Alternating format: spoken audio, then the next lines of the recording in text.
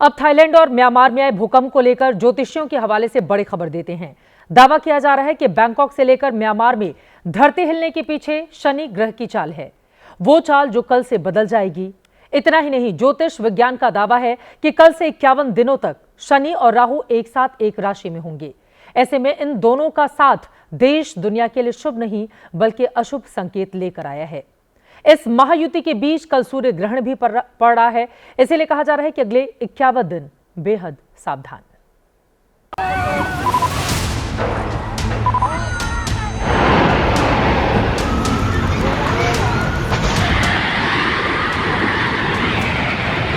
क्या ये शनि और राहु की महायुति से पहले का ट्रेलर है?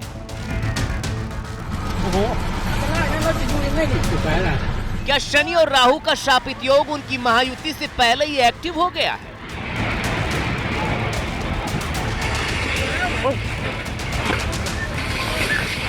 थाईलैंड म्यांमार में 7.7 तीव्रता के भूकंप से बरपी ये बर्बादी, ये तबाही, ये विनाश, ये चीख पुकार।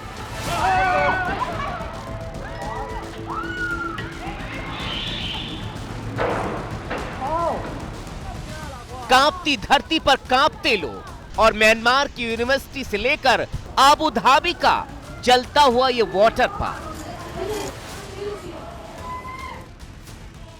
मैक्सिको में हाहाकारी सैलाब का तांडव। क्या ये सब शनि की बदलने वाली चाल के दुष्परिणाम हैं? हमारे ऐसा कहने के पीछे है ज्योतिष शास्त्र से जुड़े जानकारों की शनि और राहु की महायुति से जुड़ी तमाम आशंकाएं और भविष्यवाणियां।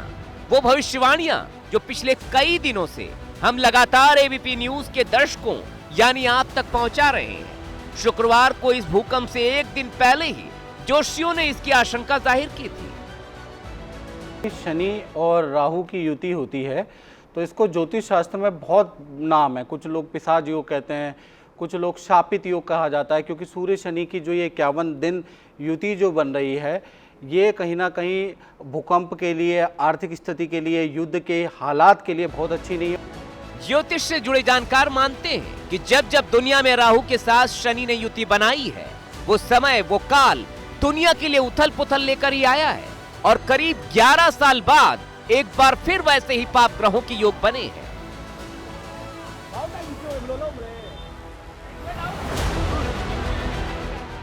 ज्योतिष के जानकारों के मुताबिक 29 मार्च को शनि मीन राशि में जाएंगे। मीन राशि में पहले से ही सूर्य, शुक्र और बुध के साथ राहु मौजूद है। मीन राशि में राहु के साथ शनि 51 दिन साथ रहेंगे। शनि राहु को पाप ग्रह माना जाता है। ज्योतिष शास्त्र के मुताबिक दो पाप ग्रह जब साथ आते हैं तो अशुभ होने की संभावनाएं बढ़ जाती हैं और 29 मार्च की रात से 51 दिनों के लिए शनि और राहु की खतरनाक महायुति बन रही है, जो धरती वासियों के लिए किसी भी तरह से अच्छी नहीं बताई जा रही। तो शनि जो है न्याय के देवता हैं और सबसे पहले तो उन्होंने अपने पिता खुद सूर्य देव को भी नहीं छोड़ा था। ज्योतिष के जानकारों की माने तो जो कुछ आपने देखा या जो कुछ घटा वो तो महज ट्रेलर है। शनि और राहु की महायुति अगले 51 दिनों तक जल में भी बड़ी उथल पुथल का सबब बनने वाली है। मीन राशि होती है जल तत्व राशि। अब तक हम बोलते हैं कि 2025 जो है मंगल का साल है, तो कहीं ना कहीं हमने अर्थक्वेक्स एक्सपीरियंस किए, हमने अग्निकांड एक्सपीरियंस किए, हमने वायु रिलेटेड दुर्घटनाएं एक्सपीरियंस की। लेकिन अब जब शनि देव जल तत्व राशि में जाएंगे तो अब हम वाटर लेवल में भी डिस्टर्बेंस कहीं ना कहीं एक्सपीरियंस करेंगे। वाटर वॉल्केनोस इरप्शन होंगी, कहीं ना कहीं सुनामी आएगी, बाढ़ आएगी। कोस्टल एरियाज में बहुत ज़बरदस्त डिस्टर्बेंस होती हुई नजर आ रही है और शनि राहु की युति जो है वो कहीं ना कहीं वॉर लाइक सिचुएशंस डेफिनेटली बनाएगी ही बनाएगी। ऐसा कहने के पीछे भी कुछ आधार हैं। राशि चक्र से जुड़े 4 तत्व होते हैं: अग्नि, पृथ्वी, वायु और जल। मीन राशि में जल तत्व है। जल राशियों का पृथ्वी, अग्नि और वायु से सीधा संबंध है।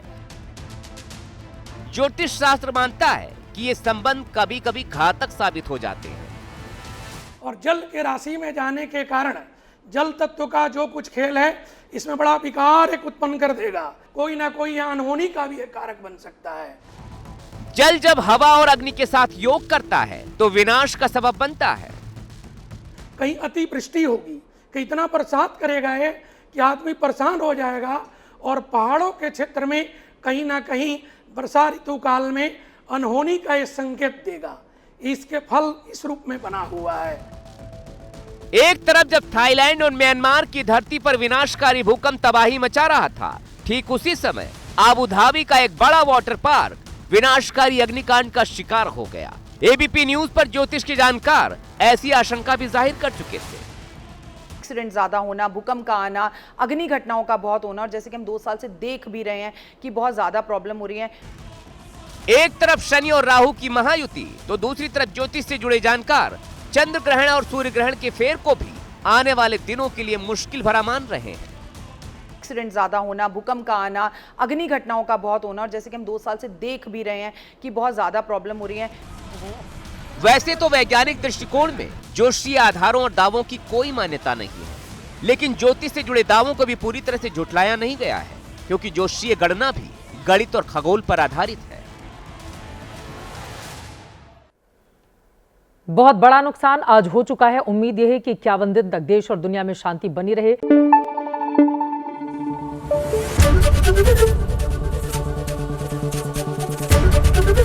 एबीपी न्यूज आपको रखे आगे।